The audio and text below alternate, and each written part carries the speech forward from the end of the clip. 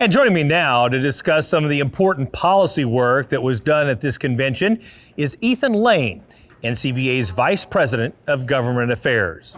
Ethan, tell us about how the work at convention helps really chart the course for you and your staff in the coming year. Well, this convention is really the starter's pistol for our policy process that goes throughout the year. Affiliates from around the country have been meeting for weeks to figure out which policies they want to make changes to, maybe places where they find some holes in our policy, things we haven't addressed in the past or that have changed. And all of that has been addressed over the last week here in New Orleans to make sure that my team in Washington has the latest possible feedback from producers around the country.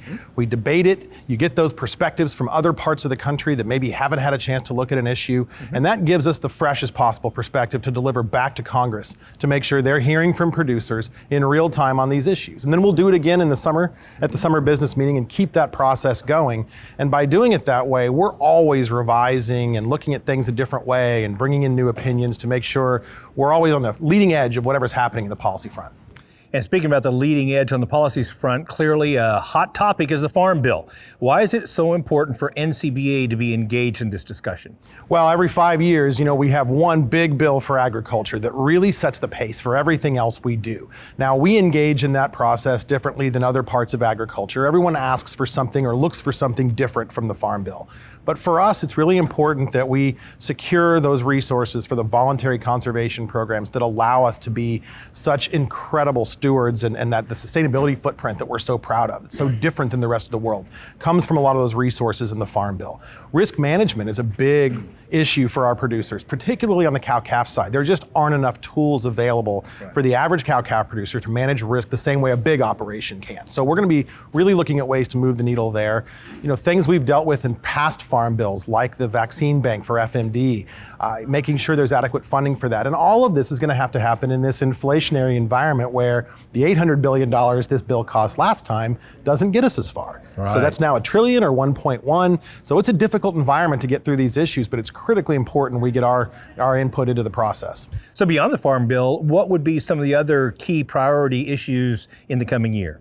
Well, we're still talking about supply chain quite a bit in Washington, D.C. Although the worst of all the COVID, issues are behind us, we have prices that are improving, but our producers are still taking a hit, day after day because of input costs. We've had threats of rail shutdowns.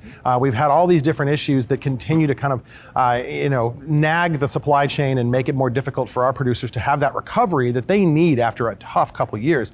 We're going to continue our work on those issues.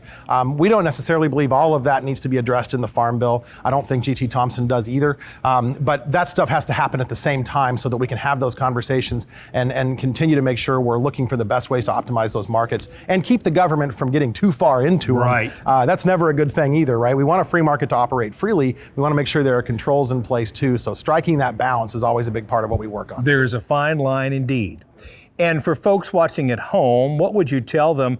How can they get engaged and get involved in supporting you in these efforts? Well, coming to meetings like this one, going to your State Cattlemen's Association meeting, joining, making sure your voice is in the conversation. If you're at home and you're grumpy that things aren't going the way you want them to, but you didn't show up and put your voice into the mix, you haven't done your part either. We need that involvement. We need those producers, and there are hundreds of them that call us as they're going down the road. They've got a little windshield time, there's an issue they're dealing with. That feedback is so critically important to what we do. It's how we work with our state affiliates, how we work with the federal agencies to make sure we get the best possible result for producers. So making sure that they have that involvement and don't leave it to their neighbor to do is such an important part of this process. Ethan, you and your team have a full plate for the year ahead. Good luck in everything you do on behalf of all of us as cattle producers in D.C. Thank you.